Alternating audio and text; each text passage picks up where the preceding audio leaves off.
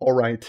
Welcome everyone to the first inaugural episode of betting on UFC fights to buy fish fossils and other fish related materials, goods, paraphernalia, merchandise. I don't fucking know. Welcome to it.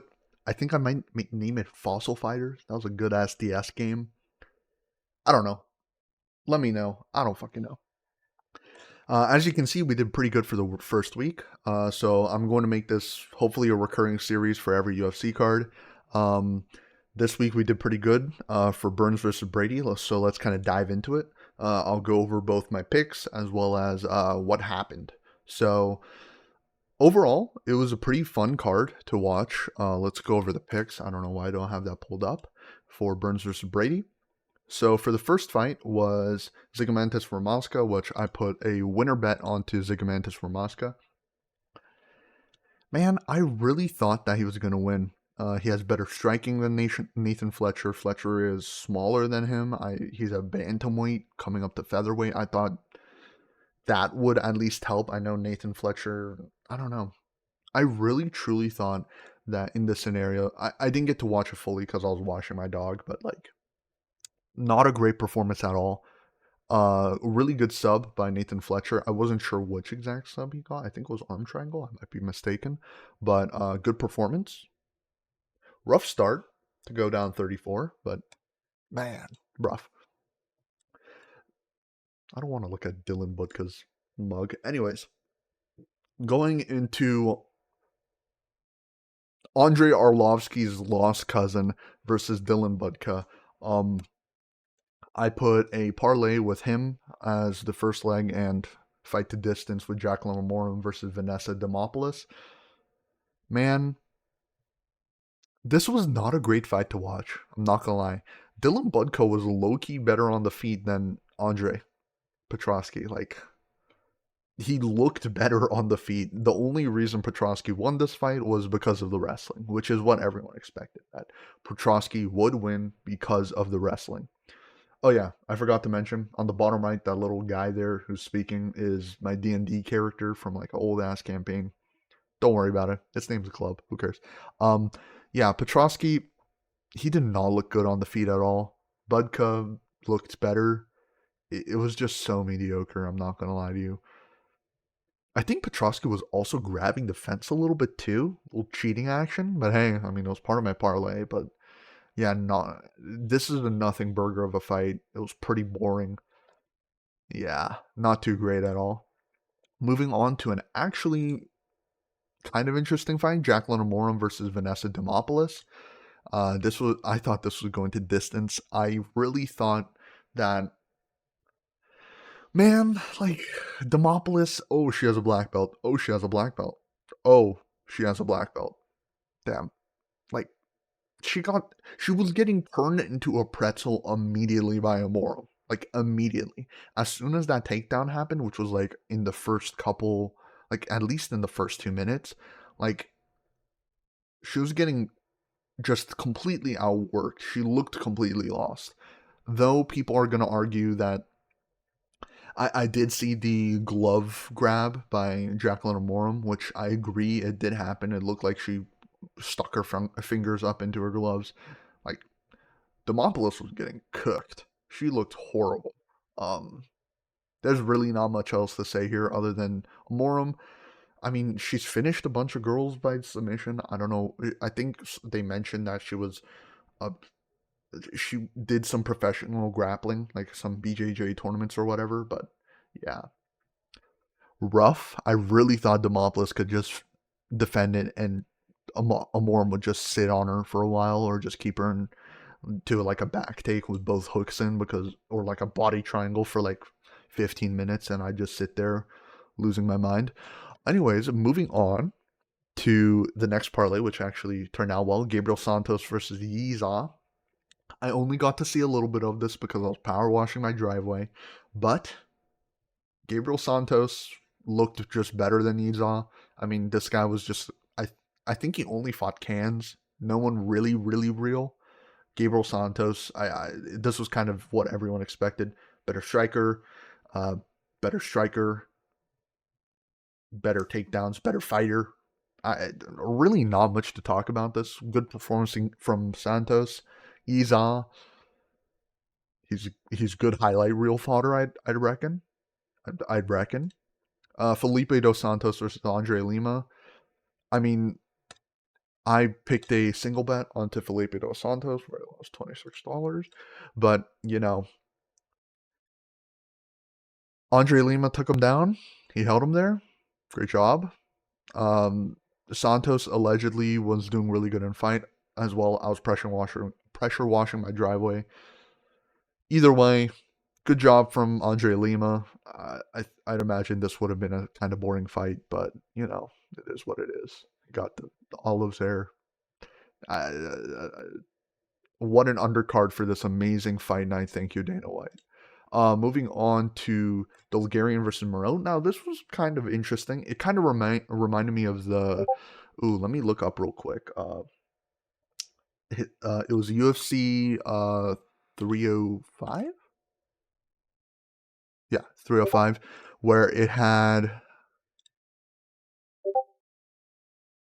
I'm getting pinged on Discord. I apologize, everyone. When I saw, was it Tom Nolan versus Alex Reyes? I don't think so. It was, I think, early in the prelims. Yep, Jack Jenkins versus Herbert Burns. Like it was kind of like the same thing. Just Herbert Burns getting absolutely cooked, Moreau getting absolutely cooked. I don't know why I picked over 1.5 rounds. I mean, Isaac Dolgarian, if you look right here, like finish in the first round, finish in the first round, finish in the first round, finish in the first round. Like it's all over the place. There is literally no reason why I wouldn't pick him for the first round, but somehow it hit. So I'm pretty happy about it. This was pure gambling. I'm not gonna lie. I was already down like, what is this? Uh, Holy, like $110, and then I just threw 50 on because I was rage betting and we hit big. Huge, very intelligent gameplay from me.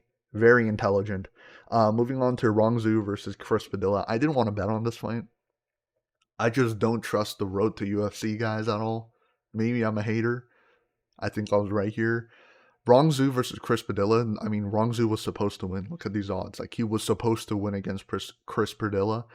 It was insane. Like, if you were listening to the commentary at all, which I know is just a bad thing to do when Dominic Cruz and Bisping are both on the mic, but like they were saying, oh, he watches so much tape. He knows what he's going to do. Like, oh my god, this and that. Like, what an analyst. Like, isn't that what you're supposed to do for a fight? Like, you're supposed to. Maybe I'm hating too much. Chris Padilla was winning. He won the first round pretty handily. Second round, I would argue that Rongzhu was winning early. Maybe that's just me.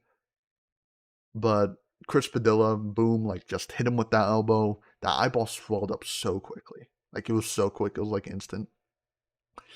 Overall, the only takeaway I had from this fight is that Chris Padilla has a really, really, really high guard. Like he shelled up really, really high. And I thought like Rongzhu, like that takedown is free, you know? I'm not a fighter, but that is free. Maybe I'm hating too much. It was an okay fight to watch, but like it was pretty boring until that elbow landed where his eyeball swelled up pretty bad.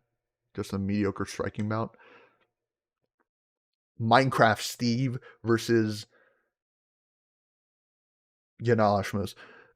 It was a fine fight. I watched it again while pressure washing my driveway. I don't know why I caught this fight in its entirety, but not this one. Again, time. Allegedly, I think I saw Trevor Peak win round one pretty handily. I'm not gonna lie. And then round two, Yanal, I believe, won it because of takedowns. Even though, like, I think people said he had more damage. I'm not quite sure from the breakdowns if I remember it. But hey, man, good for my parlay. Great job laying down on Trevor Peak, Minecraft Steve. You'll get him next time, Pookie. Oh, I shouldn't have said that. Match now, and also I had that in two of my parlays with Ian Alashmuz again and again with him as winner, which was minus 115, and then him winner again, minus 115. I really thought he was going to win. I didn't rate Trevor Peak that much, but he looked pretty decent. Yeah, he looked pretty decent. For people who didn't look pretty decent, Matt Schnell versus Cody Durden. Cody Durden was a crazy favorite. I think I had better odds than that, I believe. Yeah, minus 340 for the winner. And then I picked this fight to not go to distance, which it didn't. But everyone thought it was going to go by knockout, which it did not quite happen. I believe Matt Schnell just kind of shot in, and then Cody Durden snatched up that neck. That first round was pretty crazy, though. No, that first round, I might have watched that back. That was pretty fun. I think Matt Schnell retired off this. Thank you, my boy, for this win. I needed that win. What did I get off this? A cheeky 60. Not bad at all. Thank you, my boy. Cody Durden, you did your job. On, what was it, like 3 days notice, too? Matt Schnell, man. You should have won that. So now on to Steve Garcia versus Kyle Nelson.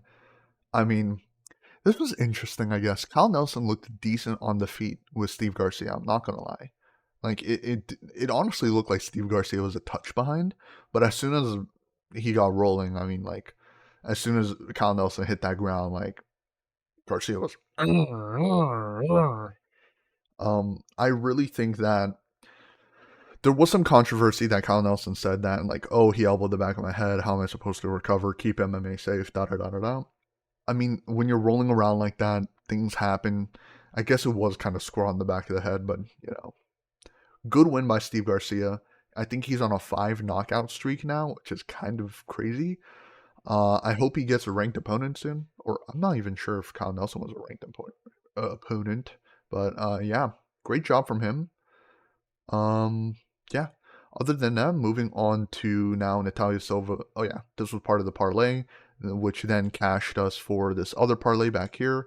So we made quite a bit off of those two. Kind of a cheeky win.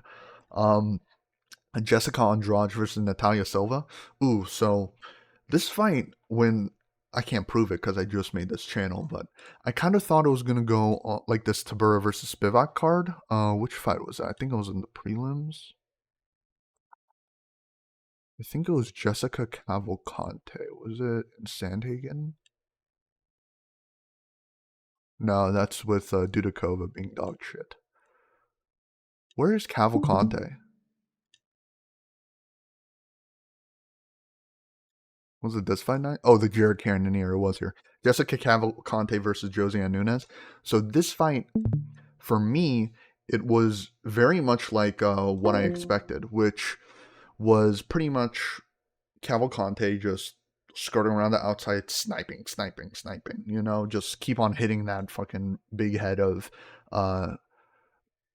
Josiane Nunes, but which pretty much what happened with Jessica Andrade. I think Andrade moving back down to flyweight. She was a little fluffy, no? I don't know if I saw it too, but Andrade looked a little fluffy. She didn't go for any takedowns.